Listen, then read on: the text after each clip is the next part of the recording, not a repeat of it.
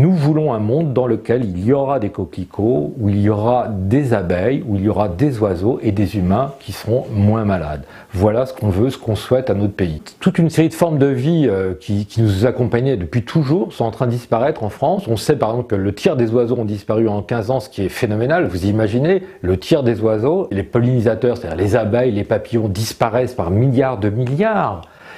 Et tout ça, c'est à cause des pesticides. Il y a une urgence tellement extraordinaire que c'était, et c'est dans mon esprit, maintenant ou jamais. C'est-à-dire Charlie Hebdo, le 12 septembre, publiera le manifeste des coquelicots, ce qu'on appelle le manifeste des coquelicots, mais l'appel n'est pas l'appel de Charlie, c'est un appel de 100 humains, 100 habitants de France qui ont décidé de dire non, ça suffit, nous voulons l'interdiction totale, définitive, de tous les pesticides. Vous partagez le constat d'échec du précédent ministre de l'Environnement, Nicolas Hulot?